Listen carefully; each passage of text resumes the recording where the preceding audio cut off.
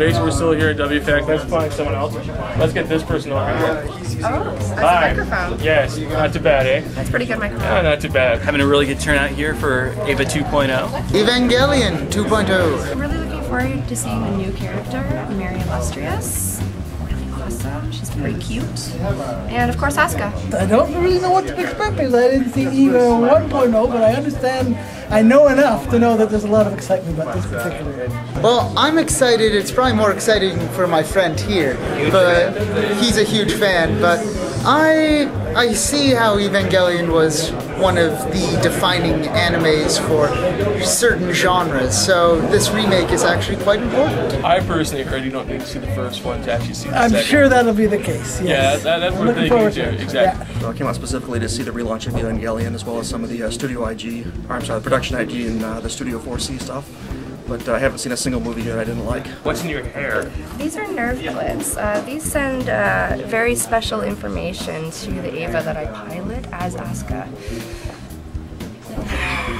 So what do you think of the film festival so far, sir? It's been great. I mean, this is the I've been to the festival in other years, but never quite saw quite as much of the festival as this time around. It's been pretty fun so far. Yeah, I actually came up here to speak about Musashi, the film that we're going to be showing tomorrow. I actually think this is one of my favorite things in November, just because I can see all these films that I wouldn't even known existed. I've been really enjoying a lot of the films that we've been seeing. And it's been great. You know, I especially enjoyed the Russian retrospective? Yes, and I'm looking forward to the older ones tomorrow. I really liked the film that we saw first thing this morning, Techno Tease. It was one of the best films that I've seen in quite a while. I'm excited. This is the second year that I've been here, and it was well worth the drive. It was about a 4-hour drive from Michigan. Oh, wow. But, definitely worth coming out here. It's a really great feeling. It feels like a festival. It feels like, It does, feels like it? a holiday. You're in a different space, and this is the way to do it. Exactly. If people are going to watch this and think about next year, buy a pass and just immerse yourself. Exactly. Enjoy yourself. Let everything go and just enjoy the whole thing.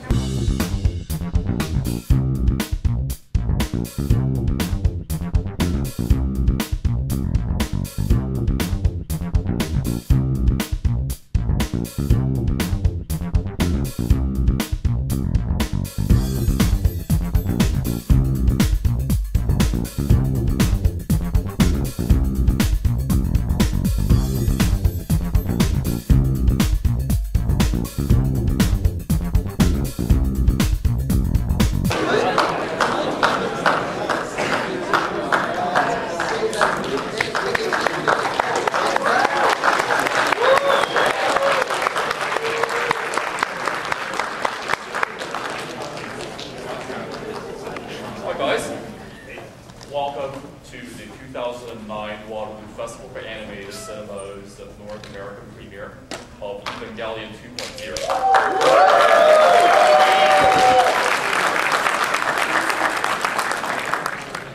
We're certainly really, really proud to have been selected to be able to bring you this film. So, because I'm just that kind of a guy, and because I work around and everything like that, okay? I'd like you all to actually say hello. What would you like to say, actually, to the directors and the guys who made this movie? Thank you. So, Evangelion, does it really need an introduction by me?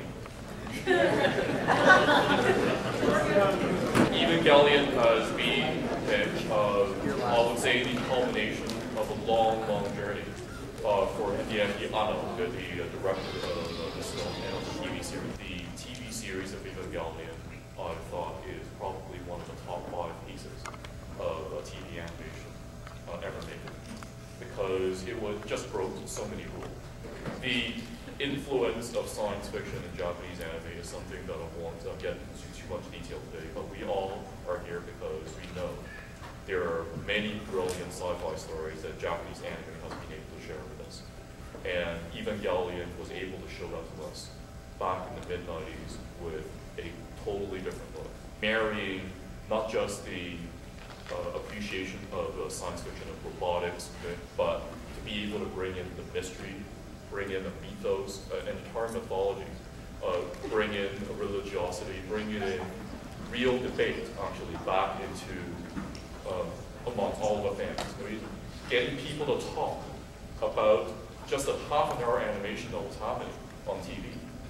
How cool is that? Evangelion as a story has had so much power over the popular consciousness of anime fans here that this story has been told, not just once through the TV series, but again in a motion picture, and now again in this final rebuild. And the reason that Hideaki Anno wanted to re-explore this particular ethos and bring it to you in a whole new way was to be able to say, this was a story that he wanted to tell, and he wanted to bring it to you. So, without further ado, I'd like to present a little segment, actually, on what will be played tomorrow, and then after that, Evangelion on the screen.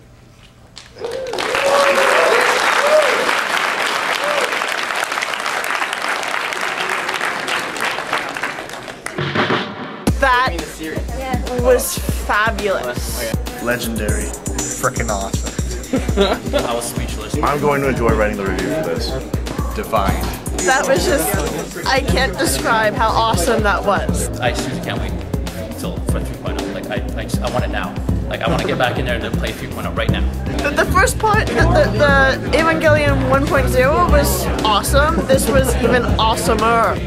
It's an epic. I like how they kind of stuck with the basic structure of the series, although they combined a bunch of different elements. It's neat on how they've changed everything, and like from what it looks like, it's thrown in stuff that they tried later on, and like all the extra characters they've thrown in. Just wow. When the credits rolled, I was speechless, and I just can't believe what they've done with it.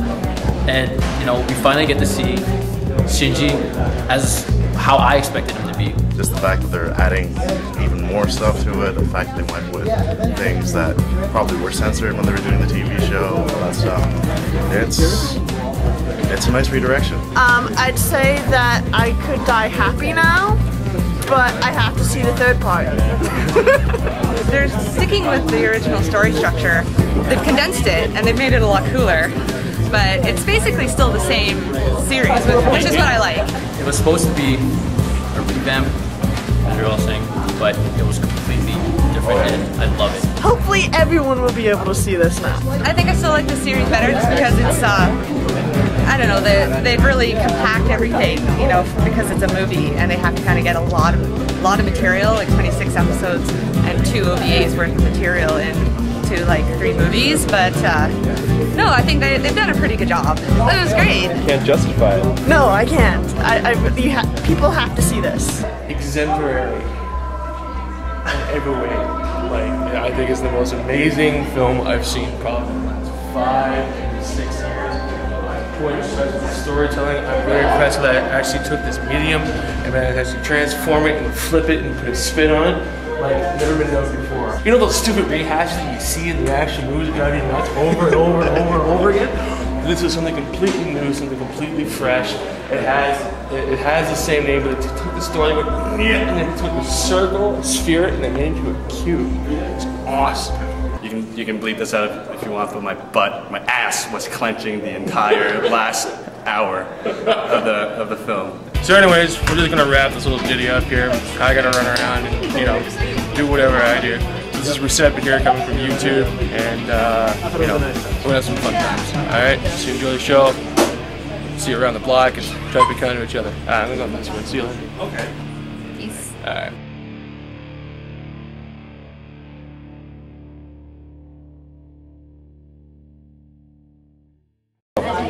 Something interesting? Something interesting, Ron? Yes, something interesting, Tori? Yes. Let's see, if you're watching this, I just want to tell you that I did not hurt Tori at all!